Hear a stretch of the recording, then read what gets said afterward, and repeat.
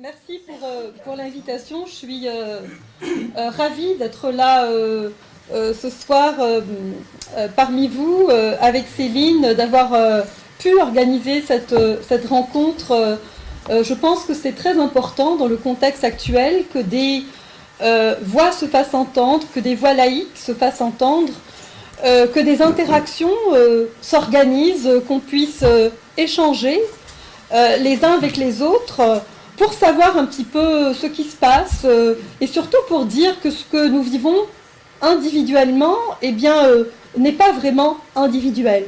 Que nous vivons les mêmes choses, peut-être évidemment différemment, mais que la pression que nous ressentons est une pression qui est collective. Et je trouve que c'est bien aussi de proposer à un public français de se décentrer. Alors je sais que c'est très difficile pour les Français, mais vous allez peut-être, à travers une perspective différente, une perspective québécoise, canadienne, vous allez peut-être dire ah ben finalement, c'est pas si mal la France, ben finalement notre situation n'est pas si catastrophique qu'on le pense, je vous sens un peu sceptique, mais enfin je vais essayer de vous convaincre eh bien, de la chose. Je vais surtout essayer de faire ressortir les éléments essentiels que vous avez au sein de votre République, qui vous permettent aujourd'hui d'organiser la résistance que les pays anglo-saxons eh bien, n'ont pas. Et ça, je pense que c'est assez important. Alors, nous venons de vivre au Québec un épisode, disons, particulier de notre histoire. Nous venons d'adopter une loi, disons, sur la neutralité religieuse. Et il y a un tollé qui a été soulevé, créé par cette loi à l'échelle du Canada. Donc la loi est une loi québécoise, mais cela étant, c'est à l'échelle de l'ensemble du Canada, bien que l'on réagit pour fustiger cette loi, pour dénoncer cette loi raciste, pour dénoncer cette loi islamophobe, parce qu'on considère que cette loi est allée trop loin. Alors, de quoi s'agit-il? De quoi parle-t-on au juste? Tout ce que dit cette loi, c'est la chose suivante. Les services publics doivent se donner et se recevoir à visage découvert. C'est tout. Mais j'ai pas fini. Il y a donc cette proposition donc générale, mais juste en bas, il y a les exceptions qui sont permis, qui sont autorisées. Donc, il faut évidemment savoir lire entre les lignes. Ça veut dire quoi? Ça veut dire que jusque-là, tous les symboles religieux étaient permis au sein même des institutions publiques de l'État. Ça veut dire qu'une enseignante, jusqu'à il y a 2 jours, pouvait porter le voile intégral. Ça veut dire que nous avons des éducatrices qui portent le voile intégral. Ça veut dire qu'aujourd'hui, donner des services pour un fonctionnaire à visage donc découvert est un enjeu politique. Est un enjeu politique qui est dénoncé à l'échelle du pays. Eh bien, ça dit beaucoup de choses sur nous, sur notre société. Mais ça dit beaucoup de choses sur les démocraties occidentales de façon générale. Mais avant d'aller plus loin, récapitulons. Récapitulons le paradigme anglo-saxon. Que dit-il? La règle numéro 1, c'est de jamais nommer les choses. La règle numéro 2, c'est de faire une loi générale. Et le troisième, c'est de vider la loi générale à travers des cas d'exception, c'est-à-dire des accommodements raisonnables. Bon, bref, on tourne en rond. On aime tourner en rond. Parce que on considère qu'on est tellement gentil qu'il faut faire de la peine à personne. On n'aime pas ça, décevoir le monde. On aime vraiment être inclusif. Et être inclusif, dans le paradigme anglo-saxon, très cher à notre Premier ministre, Justin Trudeau, c'est être inclusif, y compris avec les intégristes religieux. Aujourd'hui, l'étalon de mesure de l'ouverture, c'est la tolérance à l'égard du voile intégral. Voici la société dans laquelle je vis. Et les réactions à cette proposition donc, de loi québécoise, donc, qui a été votée, donc, nous a permis de découvrir évidemment l'hostilité à l'échelle donc, du Canada anglais, nous a permis aussi de découvrir qu'au sein même du Québec, nous avions une extrême gauche qui s'est déguisée avec toutes sortes d'objets et de vêtements pour se masquer le visage, pour casser la loi.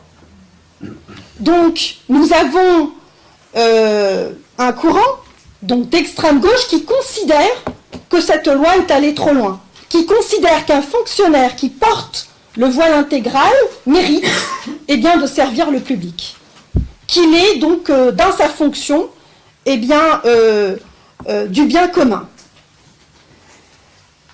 Je vous ai parlé donc de notre classe politique, j'ai effleuré à peine la classe médiatique, bon, vous la connaissez évidemment, elle est toujours, disons, enthousiaste à l'idée de nous dire combien c'est important d'être accueillant, combien c'est important d'être ouvert, combien c'est important d'être inclusif, et donc il faut aller toujours mollo.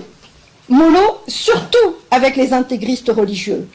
Il reste un acteur, évidemment, dont on parle très peu, celui-là, c'est le peuple. Mais que disent la majorité des Québécois? Où se situe la majorité des Québécois? La majorité des Québécois sont, évidemment, en faveur d'une intégration totale du voile intégral, pas seulement dans les services publics, sur l'ensemble du territoire. Demain, si vous faites un référendum à l'échelle du Québec et que vous demandez aux gens « Voulez-vous interdire le port du voile intégral partout au Québec ?» je suis certaine que plus de 80% de la population répondra « oui ». Et donc, voilà, vous avez ici résumé, si vous voulez, le drame des démocraties occidentales. Nous avons face à nous une idéologie totalitaire qui est l'islam politique. Face à cette idéologie totalitaire, on nous dit qu'on ne peut rien faire. Pire encore, on nous dit qu'il faut organiser les conditions objectives et subjectives de l'acceptation de cette idéologie et que quiconque se mettra en opposition à cette idéologie, sera catalogué, stigmatisé, que sais-je, de raciste, d'islamophobe, et on va organiser sa mort sociale. Voici un peu, évidemment, dans quelles conditions nous vivons les uns et les autres. Et en réalité, ce qu'on essaye de faire, c'est de casser les ressorts de la résistance qui existe au sein de chaque société. Parce que tout à l'heure, lorsque j'ai évoqué l'enthousiasme des Québécois à interdire le port du voile intégral, c'est parce que, instinctivement, c'est une question de simple bon sens, on considère que pour vivre ensemble, que pour faire société ensemble, il faut minimalement se regarder. Il faut minimalement se sourire de temps en temps, ça fait du bien. Et pourquoi pas fraterniser ensemble? N'est-ce pas là l'un des idéaux de la République, la fraternité? On l'oublie souvent. On oublie souvent que, oui, la liberté, oui, l'égalité, mais dans quel but? Dans le but de la fraternisation, c'est-à-dire dans le but de faire société ensemble, c'est-à-dire dans le but de bâtir un projet commun, un projet collectif. Et c'est peut-être là où nous avons failli. C'est-à-dire que nos sociétés aujourd'hui sont organisées davantage sur les libertés individuelles. Nous insistons tellement sur les libertés individuelles que nous en faisons des droits individuels, que nous avons fait de la liberté de religion un droit de religion. alors qu'une liberté n'est pas un droit. Et que dans les pays anglo-saxons, de cette liberté de religion dont on a fait un droit de religion, on a fait un droit à l'intégrisme religieux. De ce droit à l'intégrisme religieux, on a créé une identité collective, liberticide, qui de l'intérieur revendique la mort de la démocratie. Et nous l'acceptons, et nous disons c'est bien, et nous disons nous ne pouvons rien faire face à cela. Et c'est ça peut-être, si vous voulez, le drame dans lequel nous nous trouvons. Nous sentons, nous voyons, nous analysons, nous voulons réagir et on nous dit que non, finalement, à quoi bon réagir? Parce que finalement, nous sommes dans une sorte de fatalité où on est obligé d'accepter, eh bien, le tsunami qui a emporté des États, rappelons-nous, de l'histoire récente, de l'Iran, de l'Algérie, de l'Égypte, de la Tunisie, de la Libye, de la Syrie, de l'Irak. Que sont devenus ces États? Et nous voyons ce tsunami eh bien, progresser petit à petit à travers l'Europe, à travers l'Amérique du Nord. Et face à cela, on nous dit que finalement, eh bien, nous ne pouvons, qu'il n'y a qu'une posture finalement qui est possible, eh bien, c'est celle de baisser les bras.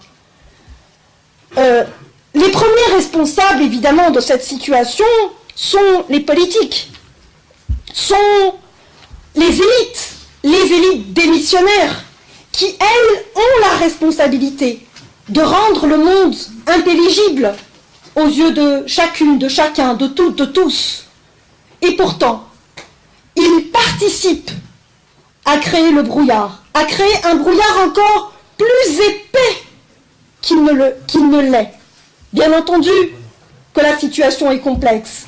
Bien entendu qu'aujourd'hui on ne pourra pas résoudre la question de l'islam politique. Mais enfin, nous pouvons au moins essayer de dégager un consensus.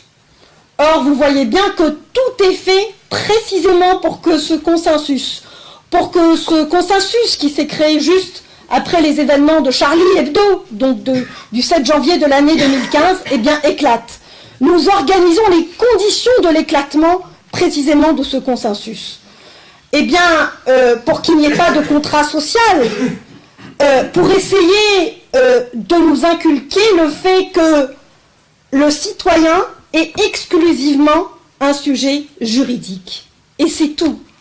Donc le politique est subordonné au juridique. Le politique n'existe plus. Et le politique, c'est ce qui donne un sens à notre société. C'est ce qui donne un sens à notre existence collective. Or, aujourd'hui, on s'accroche, eh bien, à des espèces donc de chartes, les droits individuels, et ainsi de suite. Eh bien, vous voyez, c'est pas si pire quand même la France. Vous voyez qu'il y a pire. Il y a des pays anglo-saxons où évidemment on a poussé le bouchon très loin jusqu'à accepter les arbitrages religieux. Et donc, au sein même, eh bien, du même espace, nous avons des espaces-temps différents. Nous avons des référentiels différents. Nous avons y compris des historicités différentes. Un régime politique de cette nature ne peut pas résoudre des problèmes.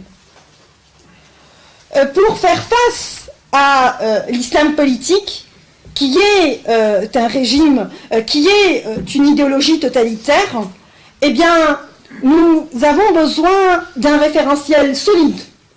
Nous avons besoin de valeurs communes. Nous avons besoin d'une séparation claire des pouvoirs politiques et des pouvoirs religieux. Nous avons besoin d'une laïcité fière et non pas honteuse. Nous avons besoin d'une réelle égalité. Nous avons besoin d'une mixité sociale. Nous avons besoin d'un système éducatif performant. Nous avons besoin d'une culture mixte.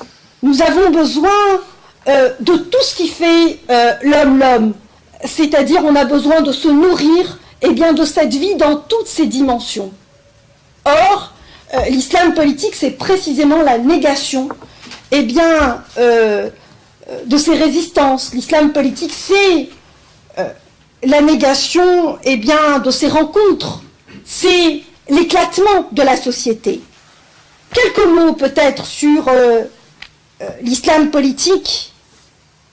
Pourquoi cette idéologie est si complexe et si difficile à combattre? D'abord parce qu'elle a une capacité de séduction hors norme de différents publics. Aujourd'hui, l'islam politique séduit en France, il séduit au Canada, il séduit en Algérie, il séduit au Mali, il séduit en Malaisie, bref, il séduit partout. C'est-à-dire qu'il a cette capacité de s'ajuster à n'importe quel public. Autant des gens éduqués, des universitaires, des chercheurs, autant des gens qui ne sont jamais allés à l'école. Écoutez, sérieusement, quelle est l'idéologie qui porte en elle cette capacité absolument incroyable de s'ajuster, de s'adapter à des publics aussi différents? Je n'en connais pas. L'islam politique neutralise les contre-pouvoirs. Il a fait éclater la gauche, il a fait éclater le mouvement féministe, il a fait éclater le mouvement syndical. Bref, tous ces contre-pouvoirs qui étaient, disons, garants de la laïcité, garants de l'égalité, garants de la mixité, face à cette question de l'islam politique, ils ne sont plus sur la même longueur d'onde. Donc nous avons là des pouvoirs, des contre-pouvoirs, qui sont aujourd'hui totalement neutralisés. Et vous avez le troisième élément, qui est non des moindres, qui est cette capacité de se propager dans n'importe quel milieu. Vous savez, un physicien vous dira que une onde sonore, pour se propager, une onde lumineuse, elle a besoin d'un substrat pour se propager. L'islam politique, lui, se propage quel que soit le substrat, quel que soit l'espace, temps, dans lequel donc, il s'installe, il est comme un poisson dans l'eau. Et ça, évidemment, ça rend notre travail difficile. Ça rend votre travail, ça rend notre travail, des plus compliqués. Mais, cela étant, il ne faut pas abandonner, surtout pas. Je pense qu'il ne faut pas se tromper sur les analyses, il faut faire des analyses justes, pertinentes, réalistes. Il faut être nuancé et fin dans nos analyses, surtout croiser nos regards, essayer de tisser des liens, bâtir des ponts entre des démocrates d'ici, des démocrates d'ailleurs. Je pense que le rôle des démocrates musulmans est essentiel dans ce combat contre l'obscurantisme, parce que cette bataille-là, nous ne pourrons pas la gagner sans eux. Il est essentiel que des voix s'élèvent ici et là, et que nous soyons là aussi pour les amplifier, parce que ce qu'ils ont vécu, ces gens-là, ce dont ils ont été témoins, est très important pour comprendre et pour décrypter le phénomène de l'islam politique, et je pense que j'en ai assez dit. Merci.